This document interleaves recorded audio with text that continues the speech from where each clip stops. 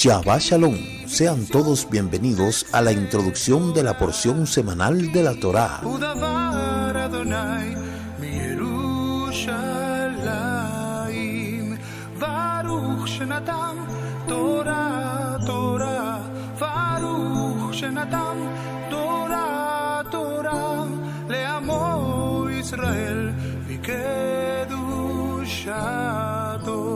A través de Yeshua, palabra viva, la Torá ha sido escrita en nuestro corazón. Por fe obedecemos y vivimos su ley.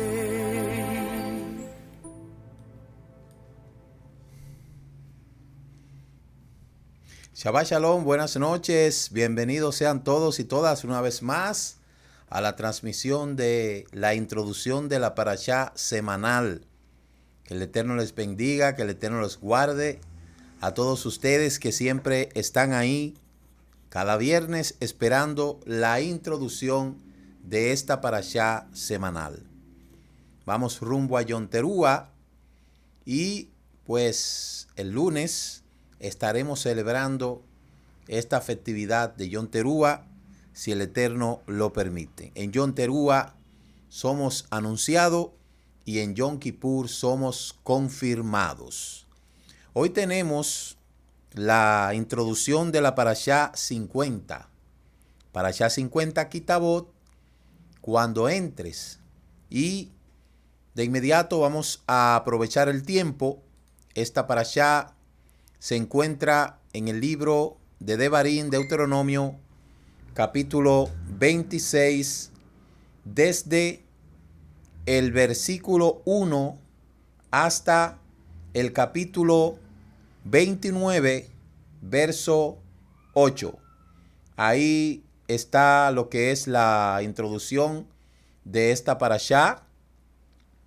Y en esta noche nos disponemos nosotros a tocar ciertos tópicos de esta parashá para que usted pueda tener ahí algo, ¿verdad?, que le va a ayudar a poder comprender más esta parashá. Vamos a ver ahora el contenido de la parashá para que ustedes puedan ver las aliyá, como siempre lo hacemos cada semana, y ahí podemos ver Parashá 50, Kitabot, Devarim capítulo 26, desde el verso 1 hasta el capítulo 29, verso 8. La primera aliyá se encuentra en el capítulo 26, del 1 al 11. Segunda aliyá, capítulo 26, del 12 al 15. Tercera aliyá, capítulo 26, del 16 al 19. Cuarta aliyá, capítulo 27, del 1 al 10. Quinta aliyá, capítulo 27, del 11 hasta el capítulo 28, verso 6. Sexta aliyá, capítulo 28, verso 7 al 29, 1. Séptima aliyá, capítulo 29, verso 2 hasta el verso 9. La Haftará se encuentra en el libro de Isaías, capítulo 60, del 1 al 22. Esta parashá Kitabot significa cuando entres, relativo a lo que es la entrada a la tierra de Israel. Así como dice el primer versículo de la parashá, capítulo 26, verso 1 y 2. Y sucederá que cuando llegues a la tierra que Hashem tu Elohim te da por herencia, tomes posesión de ella y habites en ella, tomarás lo primero de todos los frutos del suelo que recojas de la tierra que el Eterno tu Elohim te da, y las pondrá en una canasta, e irás al lugar que el Eterno tu Elohim escoja para establecer allí su nombre. Una clara exposición es el hecho de que la palabra hebrea que ha sido traducida como primicia es Reshit, y aparece en todos los textos. La palabra Bikurim, primicia, no aparece en el texto de Deuteronomio, solo Reshit. Y lo primero, que es lo que significa este texto, esta palabra, aún así esta ofrenda es llamada bikurín. Según la Mishnah, la ofrenda de bikurín solo se da del fruto de la tierra de Israel y específicamente de las 7 especies, como dice Deuteronomio capítulo 8, verso 8, como miel, que no se da de abejas sino de dáctiles. No se entrega una ofrenda de bikurín de otras especies, y el propósito de entregar los primeros frutos son lo que más se aprecian, es mostrarle al Eterno que Él es el primero en nuestras vidas. Esa es el objetivo central de lo que son los bikurín. Ahora bien, nosotros tenemos que ser honestos con esto. Primero nosotros vamos a abordar el tema de los bikurín desde una perspectiva hebrea, porque dicho sea de paso, fue al pueblo de Israel que se le dio esto, y por eso la parashá se llama Kitabó, cuando entre, porque se relaciona mucho con la tierra que ellos iban a poseer. Nosotros sabemos que antes de la cosecha, una persona entraba a su campo y se encontraba con la primera fruta de su árbol, y la primera relación natural es tomarla y comerla. Eso es lo que hace cualquier campesino. Sin embargo, la Torá nos pide controlar nuestros deseos y atar un hilo rojo alrededor de ella como un recordatorio. Cuando las frutas están maduras, el granjero recolecta todas las primeras frutas en una canasta y viaja a Jerusalén para presentársela al Cohen. Eso es lo que se hacía cuando existía Beit Hamikdash. Obviamente ahora no existe Beit Hamikdash. ¿Qué se hace en Israel? Pues yo que estuve en el voluntariado de Israel, en Israel existen lo que son los kibú, porque Israel siempre, nunca, a pesar de que no hay templo, pero siempre se han mantenido la siembra. Pero si nosotros le damos un rewind a nuestra infancia, en mi infancia, y todo aquel que se ha criado en campo, sabe perfectamente que en los tiempos, no sé ahora, pero antes yo recuerdo que cuando se sembraba en el campo, ciertamente los primeros frutos eran atados con una manoja, con un cinto rojo, y esos primeros frutos, yo recuerdo que se les regalaban a la gente, esos primeros frutos.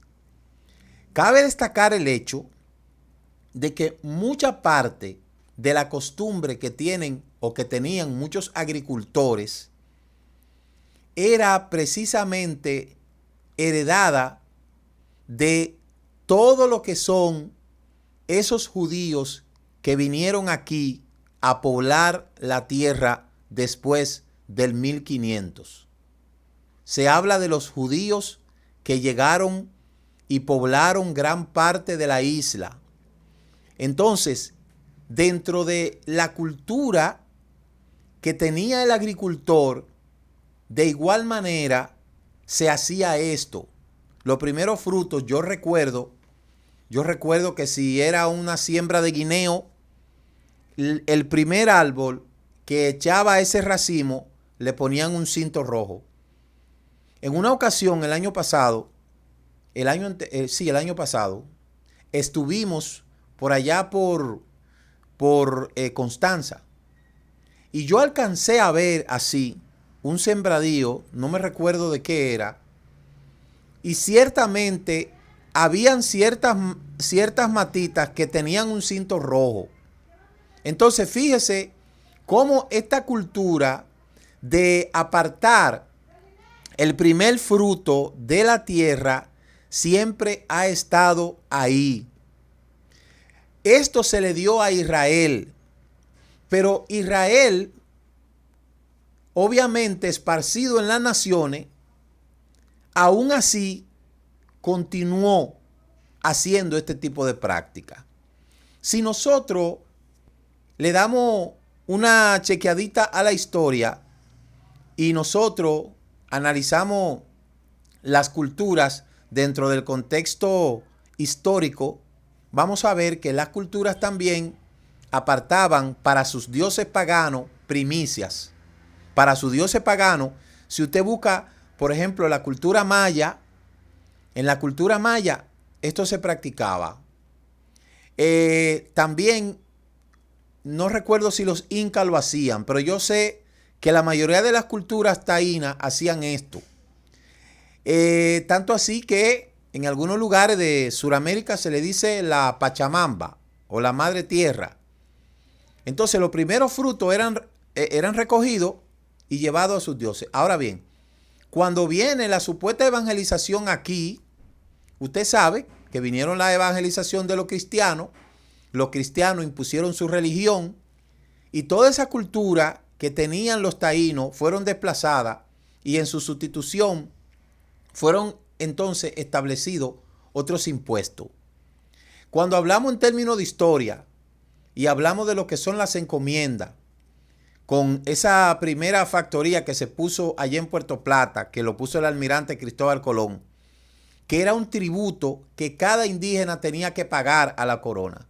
Entonces fíjese cómo de ahí se cambian las cosas. Hoy en día tenemos una cultura aquí pagana donde la gente le trae a la estatua, a la pintura, los primeros animales que nacen. Y eso es lo que se hace todo lo 21 de enero. O los 21 de enero no. Eso lo hacen en agosto, en las famosas fiestas patronales. Entonces mire cómo le llevan eso al ídolo. Pero en Israel el mandato fue cuando tú entres a esa tierra, de los primeros frutos que tú coseches, tú le vas a llevar eso al Cohen y lo vas a llevar allá al Beit Hamikdash, al templo, y se lo vas a entregar al Cohen. Entonces, ¿cuál era el objetivo de esto? El principio de gratitud, en contraste con el pueblo de Amalek, que al final de la Parashá Ki Teitzei era un epítome de la ingratitud. El pueblo de Amalek era un pueblo ingrato, que además de atacar al pueblo de Israel por la espalda, era un pueblo totalmente ingrato. Mire, la ingratitud es un valor muy caro. Usted nunca lo va a recibir de gente barata. Lamentablemente, es así. La ingratitud, esa ingratitud de mucha gente que es por naturaleza, aunque ellos quieran esconderlo, pero no es así, eso es parte del espíritu de Amalek. La ingratitud es una cosa terrible. La ingratitud es una de las principales cualidades malas que pueda tener un ser humano. No hay una cosa más terrible que acarrea miseria a la vida de la persona que ser ingrato, porque eso es parte del espíritu de Amalek. Entonces la Mishnah describe la procesión de los israelitas cargando sus primeras frutas en los lomos de sus bueyes, todos decorados para la ocasión, mientras la gente de todos los pueblos llegaba a Jerusalén. Los locales salían a saludarlo, a decirle bienvenido a los peregrinos de aquella ciudad, y luego se reunían frente al monte del templo y cada terrateniente debía subir con su canasta de frutas sobre sus hombros, incluyendo al rey de Israel, y presentarla ante los Kohanim. Eso era mientras existía templo, Beit Hamikdash. Entonces, en el momento que la primera fruta era presentada al Cohen, era necesario que el propietario de la tierra hiciera una proclamación. Básicamente era una breve sinopsis de la historia del pueblo de Israel, resumiendo la esclavitud y el éxodo. Básicamente esto es lo que se relata en la Agadá, y estos versos son una señal de la redención tal como es narrada en el Seder de la Agadá de Pesa. Entonces nosotros recordamos cada detalle del sufrimiento del pueblo de Israel, y por eso es que cada día apreciamos más aún que podamos nosotros celebrar estas cosas, porque de cierta manera nos embulle a nosotros en lo que es esta promesa que se le dio al pueblo de Israel.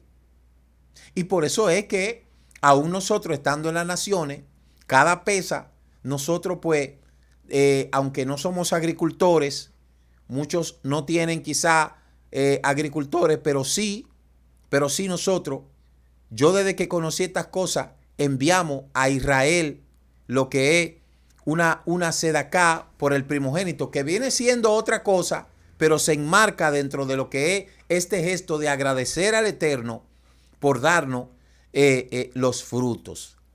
Entonces la proclamación en singular cambia a plural y luego vuelve a singular para indicar la identificación con la historia de la nación. Es decir, la proclamación empezaba diciendo, por ejemplo, yo te agradezco por habernos dado esta tierra que le diste a nuestros padres. Y de esa manera se proclama tanto en singular como en plural. Y esto es la memoria nacional colectiva a través del milenio. Actualmente, ¿qué hace Israel con las primicias? Yo que estuve, como le dije ahorita, en el ejército, en el voluntariado, para que no se vayan a asustar y piensen que era que yo estaba ya aprendiendo a tirar, nada de eso. Un voluntariado donde estábamos siendo soporte más que nada a los soldados y donde estábamos allí con ellos, conversando, ayudándole en cosas sencillas, pero a ellos se sienten bien cuando uno va porque ellos ven que hay un pueblo que ciertamente les respalda y les apoya. Pues mire, mucho de estas primicias se llevan ahí al ejército. Todo eso que nos brindan en el ejército probablemente sea de los kibú, y los kibú, que son los lugares, las granjas en Israel, en donde se cosechan, eso es llevada a esos lugares. También hay ministerios que se dedican a este tipo de cosas. Pero en el principio, los primeros frutos de la cosecha del año se llevan ahí a lo que es, se llevaba al Beit Amistad. Eso es lo que se conoce como la primicia. La primicia, los frutos de la primicia. Que eso se hace como decimos, ¿verdad? Omer Reshit. Entonces, después de dar el primer diezmo de la cosecha, a esto es que se refiere el diezmo de la cosecha, para que mucha gente vaya aprendiendo que este sí es el diezmo que se da de las cosechas. Este sí. Y ese se le daba a la tribu de Leví. ¿Por qué? Porque la tribu de Leví no recibió porción de tierra.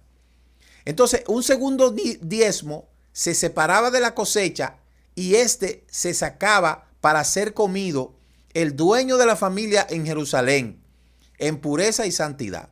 Es decir, de eso que se le llevaba al Cohen, de esos primeros frutos. Entonces, de ahí se sacaba una segunda porción y entonces eso se comía dentro del Beit Amistad. Era comido por la familia y sobre todo con una forma de pureza y de santidad. En caso de que la logística impidiera que la producción se transportara a una larga distancia, uno podía redimir la santidad en moneda y transferir la santidad nuevamente en comida y comprarla en Jerusalén.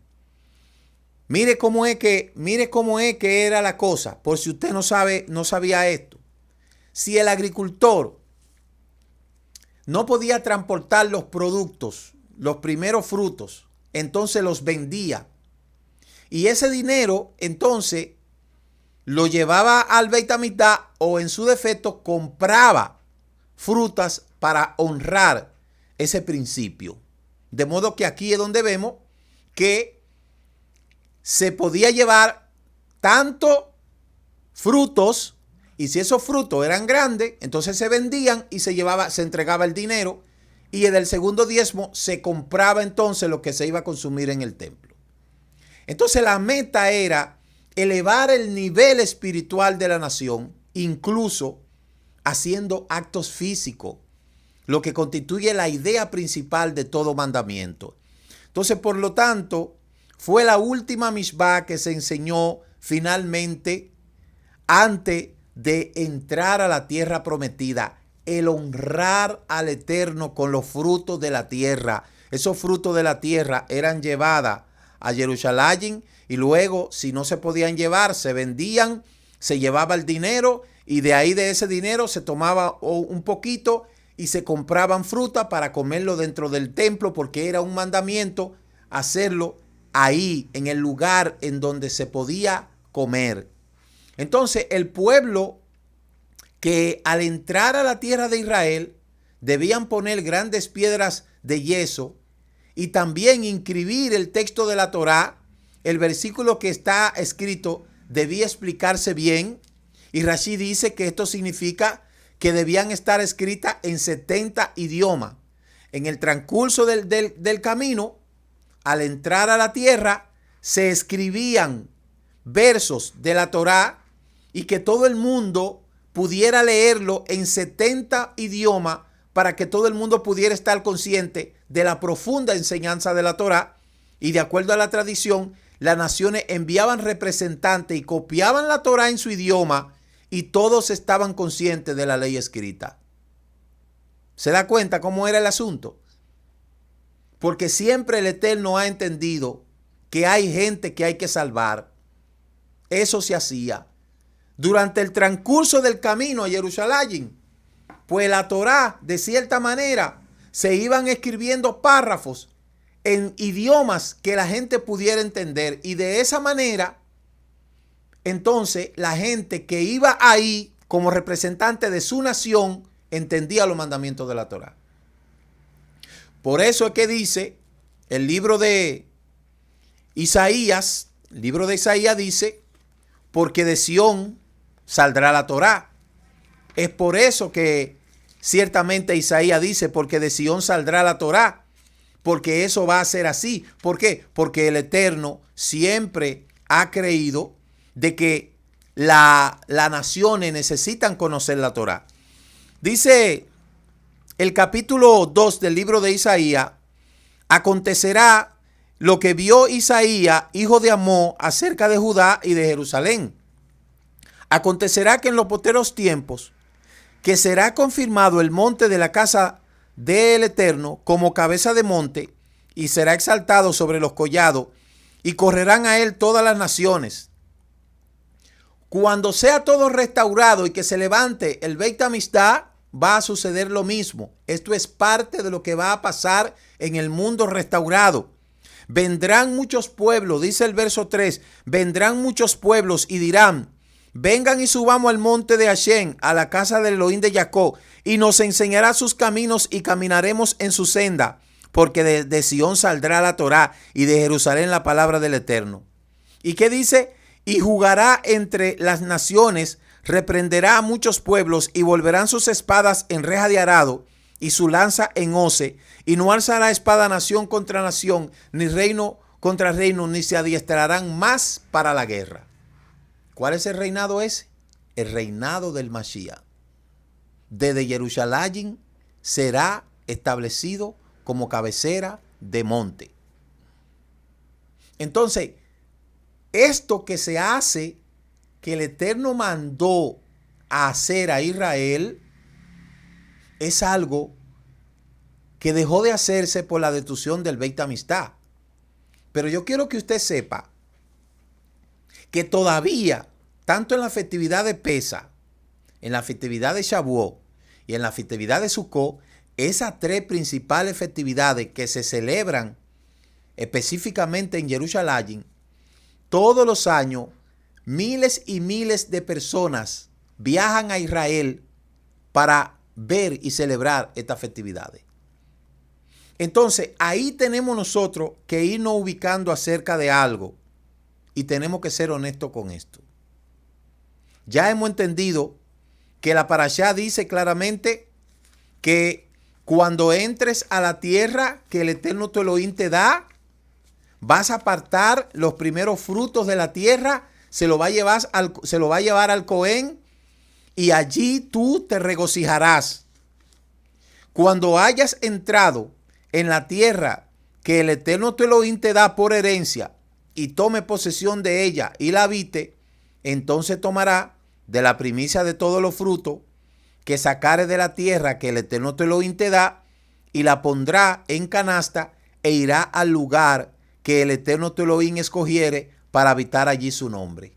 Oiga, Dice el verso 2 del capítulo 26 del libro de Devarim, dice claramente el lugar que él ha escogido para habitar allí su nombre. No hay ningún lugar en la faz de la tierra donde el Eterno haya puesto su nombre. Fue en Jerusalén. No fue en otro lugar. Fue en Jerusalén. De modo que cuando nosotros escuchamos a una gente decir de que está construyendo un templo para que habite la presencia del Eterno ahí, eso es un fiasco y eso es una mentira. El Eterno no habita en ningún otro lugar que no es en Jerusalén. Aunque sabemos claramente que el objetivo central, tanto de la carpa de reunión como los templos, es que el Eterno quería habitar en el corazón del ser humano. Pero mientras tanto, el único lugar a donde Él ha mandado a construir templos es en Jerusalén. No hay otro lugar. Entonces, dice el verso 3, y te presentará al Cohen que hubiera en aquellos días y le dirá, declaro hoy ante el Eterno que he entrado en la tierra que juró el Eterno a nuestros padres que nos daría.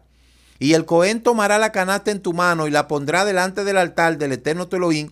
Entonces hablarás y dirás delante del Eterno tu Elohim, un arameo a punto de perecer fue a mi padre, el cual descendió a Egipto y habitó allí. Y pocos hombres allí creció y llegó a ser una nación grande, fuerte y numerosa. Y los egipcios nos maltrataron y nos afligieron y pusieron sobre nosotros dura servidumbre y clamaron al Eterno. Es decir, ahí comienza a ver el relato de la Agadá. Entonces, si nosotros buscamos el sentido de esto, es porque obviamente esa tierra que el Eterno le dio a Israel fue una tierra en el cual el Eterno se la da y por otra parte el pueblo debe de presentar agradecimiento por haber hecho que el pueblo entrara a esa tierra. Esa tierra de Israel, aunque mucha gente no quiera aceptar que esa tierra fue el Eterno que se la dio a Israel, pero fue así. Las escrituras dicen claramente que fue dada a Israel. Quiera la gente aceptarlo o no, eso es lo que dice la Sagrada Escritura. Hoy en día nosotros tenemos religiones variantes que han tomado esta palabra y la han descontextualizado, siendo nosotros honestos.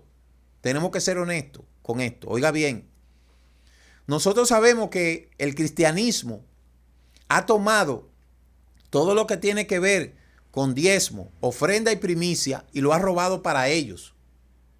Y han dicho, esto sí es para nosotros. Y nosotros vemos cómo cantidades de líderes se han hecho ricos, millonarios a costa de esto.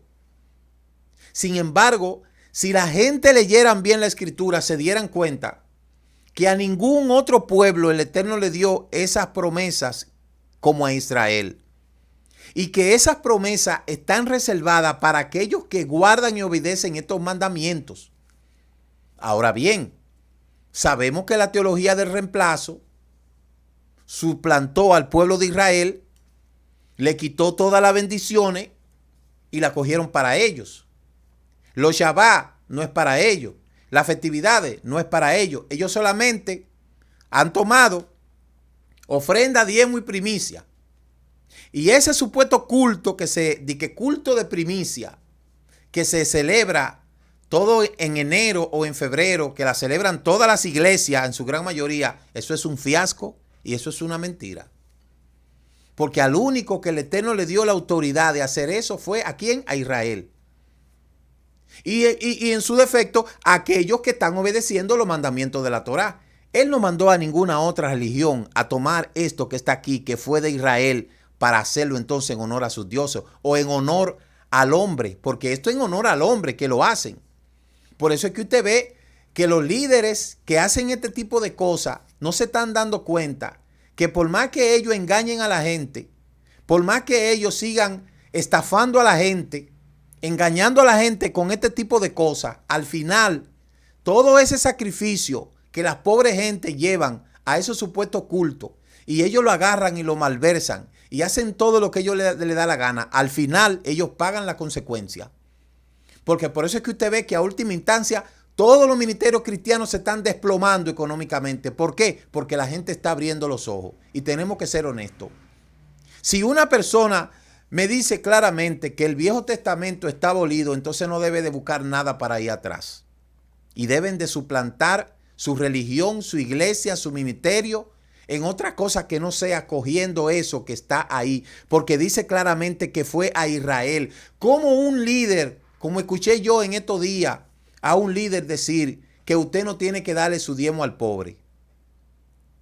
¿Cómo es posible que todavía en este siglo XXI haya gente tan boba que siga siendo engañado por líderes que lo que están es valiéndose de toda esta estratagema para seguir engañando a la gente y la gente no despierte?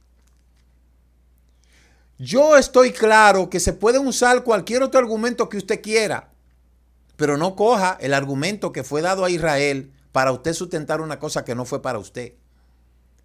Tanto así que hoy en día una sinagoga no es un templo, una sinagoga es una casa de estudio. Pero el cristianismo se valió de toda esa mentira y de toda esa estratagema por tantos siglos y por tantos siglos. Y hasta el día de hoy, donde nosotros creemos que la gente va a abrir los ojos, la gente sigue siempre siendo embobada. Pero estos líderes al final la pagan. Estos líderes que se han enriquecido con los bienes del pueblo, con las ofrendas, con los diezmos que mucha gente inocente ha dado, estos líderes al final la pagan. ¿Por qué? Porque el Eterno ve todo. El Eterno ve todo. Yo estoy claro que cualquier persona que diga que Dios lo haya llamado a su ministerio y que no sé qué, pero que por favor sean honestos. Hay que ser honestos. La honestidad es parte de lo que es, ¿verdad? Lo humano. Hay que ser honesto. Hay que ser sincero. No podemos seguir hablándole mentira a la gente de la forma en que se sigue estafando a la gente. Pero la gente dice que él le da su dinero a quien usted quiera. En eso nosotros no nos metemos. Yo no me meto en eso. Yo solamente le digo a usted que cuando habla aquí de primicia, está hablando a Israel. Cada judío que está alrededor del mundo siempre ha seguido cumpliendo con esto. Pero entienda que cada sinagoga no es un templo. Nosotros que estamos en esta parte de lo que son las raíces hebreas, que de cierta manera nos estamos alineando a esto, porque creemos que ciertamente la salvación está relacionada a Israel. Porque yo no puedo pretender salvarme y ostentar la promesa que se dio a Abraham, yo aborreciendo al pueblo escogido. Si el Eterno escogió al pueblo de Israel como precursor de la Torá, para que lleve la Torá, ¿cómo pretendo yo venir a suplantar a ese pueblo y decir que ahora soy yo el escogido y que ellos están aborrecidos? Esa es la gran mentira que se ha vendido. Y yo solo espero que en los próximos años que siguen a este siglo, la gente siga despertando y se dé cuenta que la escritura, por más que la han manoseado y por más que la han destruido, sigue diciendo lo mismo. Israel es el pueblo escogido por el Eterno. Y el Eterno le dio a Israel mandamientos claros, específicos, concisos, para que toda persona, independientemente de la distancia que tenga de Israel, a partir del punto de vista individual, familiar y social, le sirva al Eterno y cumpla con los mandamientos que están estipulados aquí. Debido a que no tenemos Beit Amistad, es verdad, no hay Beit Amistad. ¿Qué hacemos nosotros como comunidad? Todas estas primicias que nosotros hacemos, las mandamos al cótel. Lo más cerca que hay al Beit Amistad es el cótel. Ahí nosotros enviamos las primicias. Todos nosotros como ministerio se la mandamos allá a ellos. ¿Sabe por qué? Porque lo más cerca que tenemos del Beit Amistad es ellos. Y por eso nosotros lo hacemos. Yo siempre he estado claro de que Israel es el pueblo escogido. Que no es verdad que el Eterno ha suplantado al pueblo de Israel por una iglesia con un sinnúmero de nombres, con una entidad, una institución sesgada por la corrupción, la injusticia, una institución sesgada por lo que es la violencia a través de los siglos, el odio y todo lo que la religión cristiana ha hecho en gran manera es diseminar el odio y la división y sobre todo el antisemitismo contra ese pueblo al cual se le dio la promesa. Entonces, la humanidad ha vivido muchos años en oscurantismo, demasiado tiempo en oscurantismo, todo el tiempo, valiéndose y nutriéndose de todo esto que fue dado a Israel para someter a las masas y seguir engañando a los ignorantes. Pero como dice la propia Biblia que ellos tienen, dice claramente que estas cosas serán cumplidas así. El verso 5 dice, entonces hablarás y dirás, bueno, ahí está la Agadá. Y dice el verso 11, te alegrarás de todo el bien que el Eterno tu Elohim te haya dado a ti y a tu casa, así tú como el levita y el extranjero que está en medio de ti. Cuando acabe de diezmar todo el diezmo de tus frutos del año tercero, el año del diezmo darás también al levita y al extranjero, al huérfano, a la viuda, y lo comerá en tus aldeas y te saciarás. ¿De qué está hablando aquí? El primer año de la primera cosecha haces eso. El tercer año de la primera cosecha del tercer año hará esto.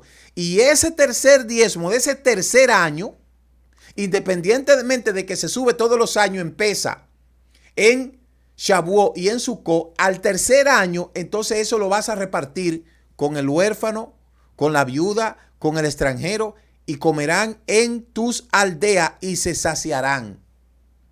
Por eso es que yo quiero que usted sepa que en Israel, aunque usted ve mucha gente que tiene instituciones benéficas, que dicho sea de paso, en Israel hay mucha gente que se dedica a esto y eso es engaño. En Israel nadie pasa hambre. En Israel nadie pasa hambre.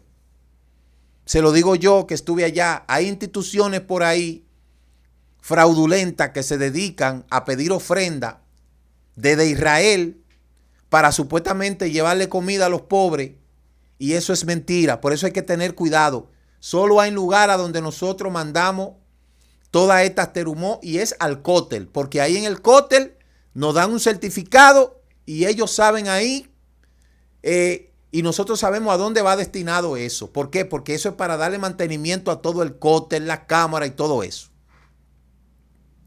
Pero siempre hay gente que se ha aprovechado de la buena intención de la gente.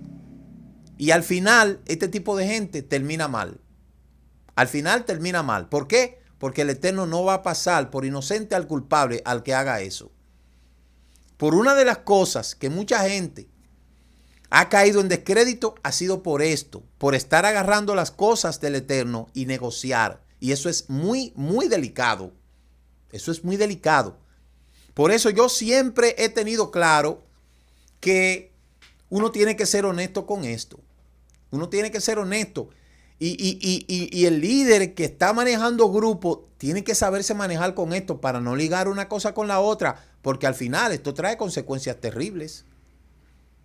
Hay que aprender. Por esto aquí el ambicioso no puede estar. La persona que le gusta, que ama el dinero, la persona que anda detrás de prebenda, que anda siempre buscando el dinero, esa persona tarde que temprano cae en descrédito. Porque yo se lo digo con toda honestidad. Cuando una persona es llamada por el Eterno lo sustenta y no tiene que preocuparse por nada, porque todo lo que necesita esa persona, el Eterno se lo provee. Todo el tiempo ha sido así. Por eso siempre he dicho que no es lo mismo vivir por fe que vivir de la fe. Hay dos cosas muy diferentes. Vivir por fe es una cosa, vivir de la fe es otra cosa. Hay gente que vive de la fe, pero todo el que vive de la fe, tarde que temprano, paga las consecuencias. Tarde o temprano, paga las consecuencias. Además, eso se ve, porque usted ve a la gente con el afán del dinero. Y ese afán que tienen de que manden, de que demen, de que hagan, de que esto. ¿Por qué? Porque viven de la fe. Y a última instancia, a los pastores no le está yendo muy bien. A las iglesias no le está yendo muy bien. El COVID, la pandemia, todo eso ha caído muchas iglesias a la bancarrota y muchos líderes se han tenido que dedicar a otra cosa porque la palabra profética ya no le está dando resultado. ¿Sabe por qué? Porque la humanidad cambia. Todo el tiempo no estamos estáticos. La humanidad cambia. Y una mentira puede correr 3000 años, pero al final la mentira se va a descubrir. Entonces, dice el verso 13, y dirás delante del Eterno tu Elohim, he sacado lo sagrado de mi casa, y también lo he dado al levita, al extranjero y al huérfano, y a la viuda, conforme a todo lo que me has mandado. No he transgredido tus mandamientos, ni me he olvidado de ello. No he comido de ello en mi luto, ni he gastado de ello estando yo inmundo. Ni de ello he ofrecido a los muertos. He ofrecido la voz del Eterno mi Elohim, y he hecho conforme a todo lo que Él me ha mandado. Cuando una persona está clara de que ha hecho las cosas con transparencia, no tiene que tener miedo, porque el Eterno será su refugio, su defensor. Cuando una persona se maneja con transparencia, no tiene que tener miedo. No tiene que temer a nada. ¿Por qué? Porque esa persona tiene quien lo defienda. Mira, dice, yo soy el Eterno tu Elohim, te mando hoy que cumpla estos estatutos y decretos. Cuida pues de ponerlo por obra con todo tu corazón y con toda tu alma. Has declarado solemnemente que el Eterno tu Elohim, que andarás en sus caminos y guardarás sus estatutos y sus mandamientos y sus decretos y escucharás su voz. Y el Eterno ha declarado hoy que tú eres pueblo suyo, de su exclusiva posesión, como te lo ha prometido, para que guarde todos los mandamientos, a fin de que exalte sobre todas las naciones, a fin de exaltarte sobre todas las naciones que hizo, para loor, fama y gloria, y para que sea un pueblo santo, al Eterno tu Elohim, como Él ha dicho. Entonces, esta primera parte del capítulo 16 del libro de Deuteronomio, si ahora usted sabe qué usted va a hacer. Usted va a comenzar a investigar ahora todo eso culto de primicia que hacen. Investigue todo eso. ¿Cuál es el argumento? Ellos toman, porque anteriormente el pueblo de Israel llevaba esta primicia al templo. Pero como ahora vino Cristo y Cristo es primicia de los que durmieron, ahora las primicias son para Cristo, o sea, para el pastor. Eso es lo que se hace. Y de esa manera, año tras año, viven engañando a la gente con cosas que ellos mismos saben que no es así. Y eso nosotros no podemos ser deshonestos, porque yo creo que si una persona está prácticamente practicando una religión cualquiera, tiene que ser honesto con eso. Ahora, ¿dónde dice la escritura aquí que esa primicia y esos diezmos fueron para la iglesia? Dígame, ¿dónde lo dice? ¿En qué lugar dice que ese diezmo y esa primicia son para el pastor? ¿Dónde dice que esa primicia es para llevárselo a tal iglesia? Eso no dice ahí que es para la iglesia. Eso en ningún lugar lo dice. Ni que es para la iglesia, ni que es para el pastor, ni que es para nadie. Eso dice la escritura, que hay que enviarlo a Israel. Hay que enviarlo a Israel. ¿Usted sabe qué hacemos nosotros en la festividad de Shavuot? Tenemos muchos años celebrando la festividad de Shavuot. Toda esa primicia de Shavuot que se lleva, ¿qué hacemos nosotros? Nosotros la repartimos a personas necesitadas. ¿Por qué?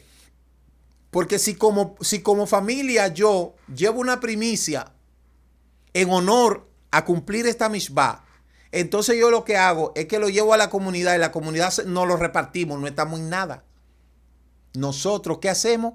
Se lo repartimos a la liga de béisbol, se lo llevamos aquí, se lo llevamos allí, porque eso no puede ser para nosotros, porque tenemos que ser honestos. Tenemos que ser honestos. Eso no puede ser para nosotros porque no estamos haciendo nada. Y por eso es que yo le digo a usted que si mucha gente aún en las raíces hebreas no ha experimentado la prosperidad es porque algo está pasando. Hay algo que está pasando en tu vida. Porque déjeme decirle otra cosa. La obediencia a los mandamientos es un asunto de carácter personal. Y esto se trata de ser, en primer lugar, honesto con el Eterno. Porque la bendición está en obedecer y cumplir los mandamientos. No en tirar una palabra profética. Ni decir una palabrita y comparte esto con 10 personas y después va a venir la bendición. Eso no es así. Tiene que haber una consagración individual. La persona tiene que aterrizar. Tiene que consagrarse al Eterno. Tiene que hacer teshuvá. Tiene que hacer tikún. Tiene que hacer tevilá. Tiene que proponerse en su vida guardar los mandamientos. Vivir una vida apartada de lo que es toda esa yetzer hará. Y que por la mañana cuando se levanta sabe que lo primero que tiene que hacer es darle gracias al Eterno en la plegaria de Shaharit. Si va a comer, tiene que darle gracias al Eterno por esos alimentos.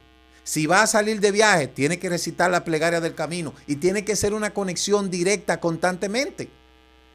Independientemente de que somos personas imperfectas, pero si nosotros somos adoradores, servidores del Eterno, tenemos que evidenciar eso con nuestra vida. Y luego de ahí, después de la fidelidad, la sinceridad, aparte de eso, siempre le he dicho que hay 5 cosas que cada creyente tiene que hacer, que están relacionadas con 5 T. La primera T es la teshuvá. La persona tiene que hacer teshuvá. La segunda T es la tefilá. La persona tiene que hacer tefilá. Tiene que asumir la tefilá como estilo de vida. La tercera T es la tevilá. La tevilá es la purificación. Debe de relacionarse con la purificación. La cuarta T es el tikún. Tiene que cambiar de actitud. Tiene que cambiar. Tiene que verse el modo del cambio que ha hecho. El tikún tiene que ver con la rectificación. Y la quinta T, la sedaká, que es la práctica de la justicia. Si nosotros no practicamos esas 5 T en nuestra vida, vamos a ver las bendiciones del Eterno pasar sobre el rostro de nosotros.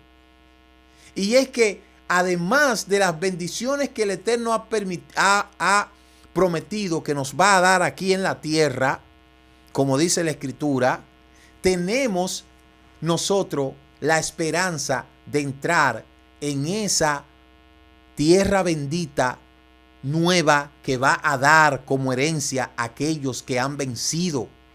Esa es la promesa. Nosotros estamos aquí luchando, nosotros estamos aquí sirviéndole al Eterno porque albergamos la esperanza que independientemente de que nosotros nos vayamos a la tumba, vamos a resucitar y vamos a entrar en esa herencia, en ese cielo nuevo y en esa tierra nueva. Y que lo que nosotros estamos experimentando aquí con las cosas materiales, con la casa que el Eterno nos da, con la comida, con el carro, con la ropa, todas esas cosas son solamente un poquitico, un 0.1 de lo que el Eterno nos tiene preparado en el Olam Abba. Y yo por eso le digo siempre al Eterno, no me des todo lo que yo te pido, dame lo que yo necesito.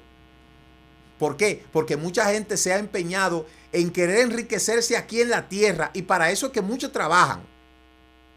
Muchos han entendido que ellos tienen que vivir aquí en la tierra y tienen que ser ricos. Por eso es que la mayoría de los mensajes es, hoy recibe tu bendición, tú vas a ser rico, y los mensajes de ellos es para empresarios, para gente de dinero, y la bendición de ellos es tener una casa, tener carro, tener visa, viajar, que no sé qué. Esas son boberías.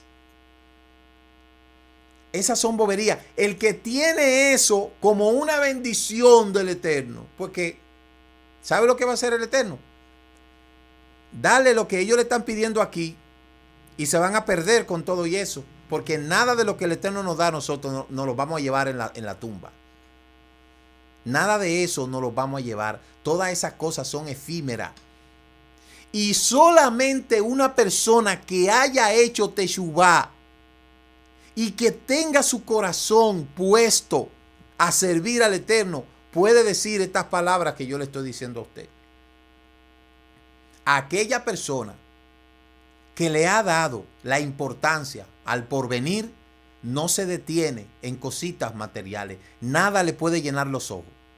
Ni tu casa, ni el carro, ni la visa, ni los viajes, ni nada de eso. Porque nada de eso se compara con lo que vamos a tener en el Olam Abba. Por eso es que a los impíos el Eterno le paga cash. Por eso hay gente que se mofa de sus apartamentos que tiene, de sus propiedades. Yo tengo tal cosa, yo tengo esto, yo tengo esto. Todo lo que usted quiera tener en términos de material y todo lo que usted quiera tener, dígale al Eterno, todo lo que tú me vayas a dar, dámelo aquí en la tierra, porque aquí es que yo lo quiero disfrutar. Yo le invito a que si usted quiere disfrutar todo lo que el Eterno le va a dar a usted, dígalo que se lo dé aquí en la tierra. Pero sépase que en el Olam Abba usted no tiene nada. En el Olam Abba usted no tiene nada. Esa tierra prometida que fue dada a Israel, que va a ser restaurada, es la promesa que le dio a Abraham, a Isaac y a Jacob. Y aquí nosotros estamos guardando los mandamientos, alineándonos a los mandamientos, estudiando los mandamientos, porque creemos que en el mundo por venir vamos a habitar en una tierra nueva, en un cielo nuevo, y vamos a formar parte de ese pueblo de los redimidos que se consagró en el mundo actual para servirle a Él y para poder vivir en el mundo por venir. Pero aquellos que han consagrado su vida a los bienes de esta tierra, que prefieren vivir bien en esta tierra, no estoy diciendo que vivir bien sea malo, porque yo no vivo bien, yo no vivo mal. Y todo aquel que obedece y guarda los mandamientos no vive mal. Créame que no. Créame que no. Yo le puedo decir a usted una cosa, que cuando una persona guarda los mandamientos, obedece los mandamientos y se empeña en servirle fiel y serle fiel al Eterno, no tiene que temer en nada. Ni tú ni tu familia te va a faltar nada. ¿Por qué? Porque Él sencillamente no va a fallar a su promesa. Y es lo que yo he experimentado y miles de personas en todo el mundo. Esto no es un asunto de apariencia. Esto no es un asunto de que yo quiera aparentar una cosa que no es así. Toda persona que se dedica a estudiar los mandamientos, a guardar los mandamientos y a ponerlo en práctica, que se duerma tranquilo que no va a faltarle nada. Ni techo, ni comida, ni alimento, ni salud, ni nada le va a faltar. Porque ese es el secreto de la bendición en esta tierra y en el mundo por venir. Ahora, aquel que se dedicó nada más a trabajar aquí en la tierra para solamente amontonar riqueza y amontonar cosas, mientras más usted amontone en esta tierra, y dicho sea de paso, no cumpla con los niveles de la Sedaká, de la Terumá y de lo Maaser, usted no está haciendo nada. Sino que todo lo que usted está acumulando aquí se va a quedar y usted se va a ir vacío. Y en la resurrección, usted no va a poder alegar nada porque usted todo lo invirtió aquí en la tierra. Empero, usted puede hacer una cosa sin dejar de hacer la otra. Eso fue lo que Yeshua le dijo a los perushim. Ustedes pueden hacer una cosa sin dejar de hacer la otra. Lo que pasa es que para eso uno tiene que haber hecho teshuvá de verdad. Porque hay gente que con lo de ellos que nadie invente. Yo no le estoy diciendo a usted que usted le dé lo suyo al que necesite. No, usted hace lo que usted quiera con lo suyo. Usted hace con lo que usted quiera, con lo que usted tiene, con lo que la vida le dio, con lo que su trabajo. Usted hace lo que usted quiera.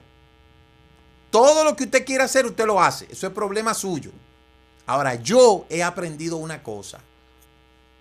Todo lo que nosotros tenemos aquí en esta tierra es regalado. Y por ende tenemos que agradecer día y noche. Por eso fíjese que cuando nosotros iniciamos el Modéani por la mañana, empezamos a darle gracias al Eterno por la vida. Porque día tras día tenemos que darle gracias por la vida. Y de ahí comenzamos a darle gracias por cada uno de nuestros miembros, por nuestro cuerpo, por nuestra salud. De ahí le damos gracias por los alimentos, por la protección, porque todos los días tenemos que hacer esto. Ahora, me impresionan cuando yo veo a la gente que se mofan, se enorgullecen y dicen, eso es mío.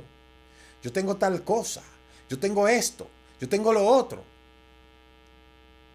Es bueno tener, pero es mejor no tenerlo en el corazón. Es bueno que todo lo que nosotros nos dé, nosotros no lo tengamos en el corazón, porque entienda que el día que nos toque partir de este mundo, todo eso va a pasar a mano de otro. Tan simple como es. Entonces, ¿qué usted prefiere? ¿Heredar todo aquí en la tierra y no tener nada en el Olam Abba? ¿O tener un poco de cosas de lo que usted necesite aquí en la tierra para vivir y que la otra parte del Eterno se la guarde en el Olam Abba? ¿Usted cree que por eso fue que Yeshua dijo que hay de los que amontonan riqueza en la tierra, donde los ladrones minan y hurtan? Mas bienaventurados aquellos que pueden invertir y guardar en el Olam Abba. Es por eso. ¿Por qué? Porque la salvación no se trata de cosas materiales. Y yo quiero que usted sepa algo, que es lo que el Eterno ha querido con la humanidad. Es lo que el Eterno ha querido con la humanidad. Mostrarle que si tú confías en Elohim, si tú tienes fe en Él, si tú guardas su mandamiento, si tú lo pones por obra, si tú cada día te empeñas en guardar uno de sus mandamientos, no te preocupes por nada. Ni tú, ni tu esposa, ni tus hijos, ni tu familia. Tú no vas a pasar necesidad de nada porque Él se va a encargar de sustentarte. Pero siempre hay que darle toda a Él. Y por eso es que dice que cuando hayas entrado en la tierra que el Eterno Elohim te da por herencia y tome posesión de ella y la habites. Fíjese que aquí no está hablando la iglesia. ¿Qué tierra ha poseído la iglesia? ¿Qué pueblo es la iglesia? Entonces, eso es un fiasco, eso es una mentira. Esos cultos por ahí que están diciendo, que hacen, de que culto de primicia, no saben lo que están diciendo. No saben lo que están haciendo. Y yo le aconsejo a todo líder que si usted está haciendo eso por ignorancia, el Eterno no te va a juzgar por ignorante. Pero después que tú tienes el conocimiento y tú sigues haciendo eso, con tal de estar engañando a la gente, tarde que temprano, espera lo tuyo, que el Eterno a ti te va a juzgar. Porque no es así. Las religiones no son un medio de enriquecimiento ilícito. No, señor. Eso es lo que los hombres han hecho. Los hombres han hecho de la religión un medio de enriquecimiento ilícito. Y es un poco de lástima el ver gente rodeado de tanta necesidad y ellos ignorantes. Y encima de eso, diciendo que no le lleven el diezmo a los pobres. Cuando dice la misma escritura que aquel que le presta que aquel que le da al pobre le presta al Eterno. Pero aparte de eso, que es lo más tremendo, hay una porción de justicia que cada ser humano tiene que hacer, que eso se traduce como sedaká. Sedaká se llama eso en hebreo. Sedaká. Por eso hay una diferencia entre terumá, que es ofrenda, sedaká, que es justicia, y maaser, que es el diezmo. Entonces, yo le digo esto, y sé que estas palabras han sido muy fuertes, pero usted sabe cómo soy yo, que yo soy una persona que hablo las cosas claras, porque al final lo que yo quiero es que la gente conozca la verdad como es.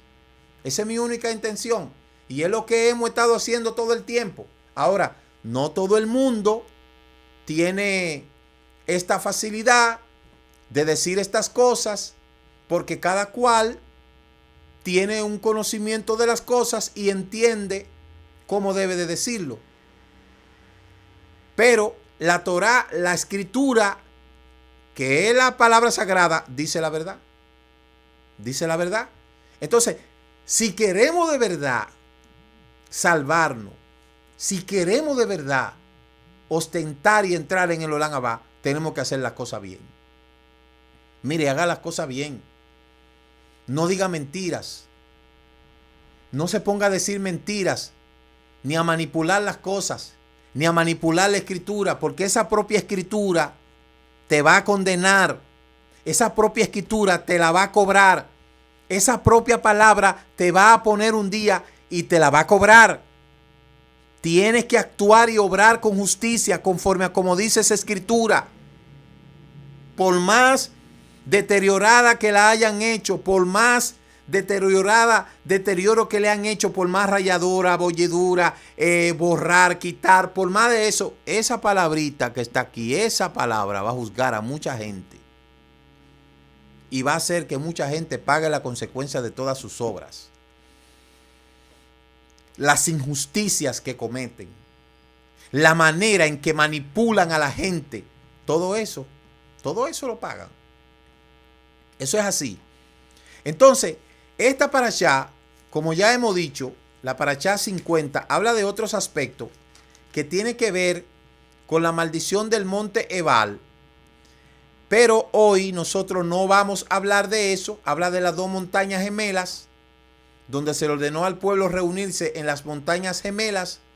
Y allí se menciona lo que se menciona en la parashá Rit, en la parashá 47, que cuando cruzaran el río Jordán, el monte Gerizim, que era frondoso y verde con árboles y follaje, y el monte Ebal, que era desierto y desolado.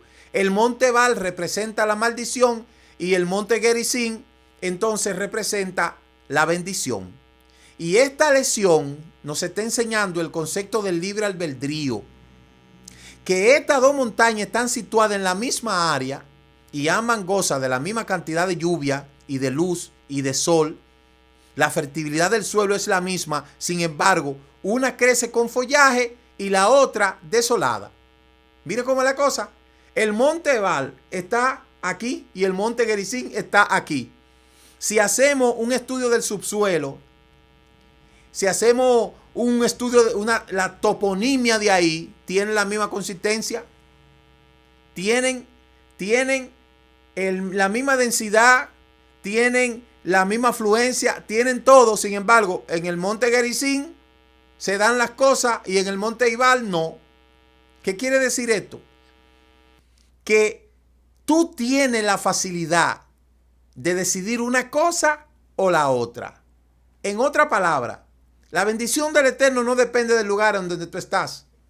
La bendición del Eterno depende de las decisiones que tú tomes.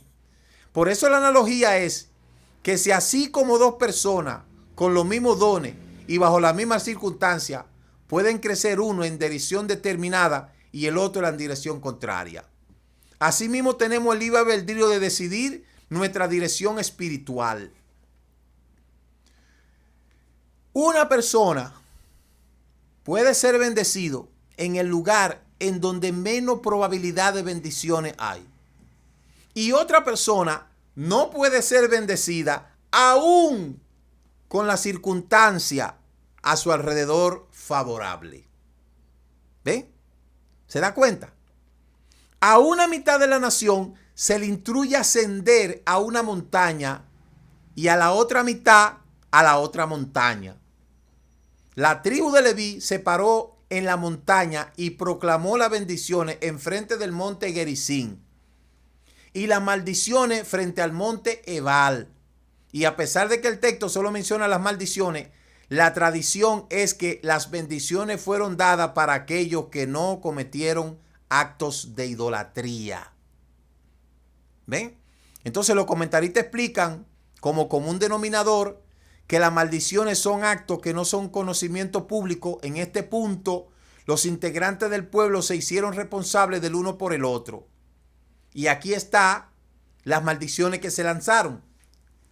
Alguien que mantiene un ídolo oculto, incluso a pesar de que actúe y se vista como piadoso debajo de su cama, y hay un dios vudú, eres un maldito.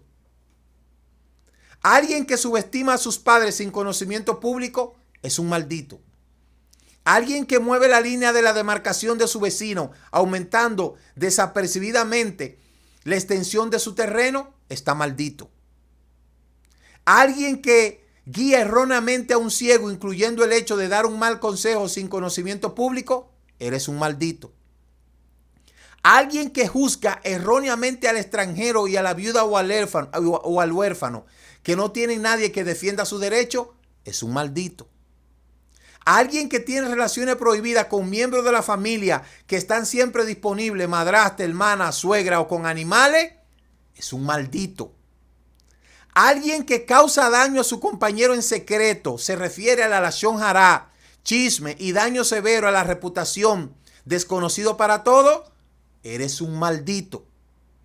Un juez que acepta un soborno para derramar sangre inocente sin conocimiento público, eres maldito. Cualquiera que no lleva a cabo las mishvot de la Torah para cumplirla, es un maldito. Eso fue las maldiciones que fueron lanzadas en el monte Ebal. Y esto sigue más. Pero hoy no vamos a seguir. Vamos a continuar mañana a las 10 de la mañana a través de lo que es el servicio de Shabbat vía Zoom. Entonces, eso es tan simple como se ve. Una persona tiene la capacidad de mirar para la bendición o de mirar para la maldición. En ti está el destino de ser bendecido o de ser maldito. Pero quiero que sepa algo, que no hay una cosa que atrae más maldición a la gente que la idolatría y todos sus elementos. Segundo, el robo y el hurto. Tercero, relaciones incestuosas con sus familiares. Eso acarrea maldición. Eso de estar moviendo los linderos, la gente no sabe en el lío que se mete. Hoy vivimos en un mundo donde al robo se le llama saber aprovechar la situación. Pero por cada cosa que una persona robe, se automaldice.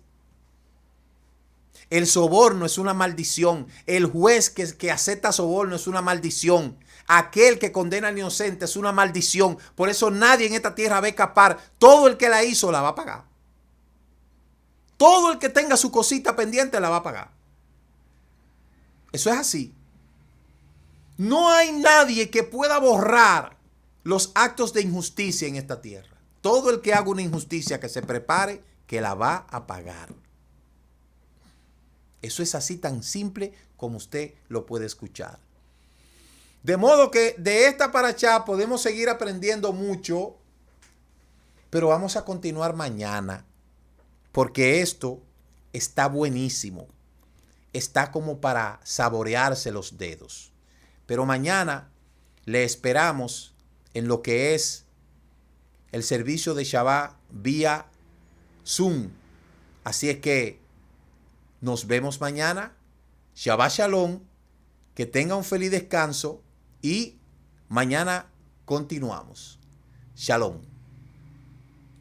Muchas gracias por haber compartido con nosotros la porción semanal de la Torá. Comparta con aquellos que de verdad desean aprender las raíces hebreas de nuestra fe y nos veremos la próxima semana en la introducción de la porción semanal de la Torá. Le recordamos mañana a partir de las 10 a.m. nuestro servicio de Shabbat virtual. Shabbat Shalom. Laila Tov.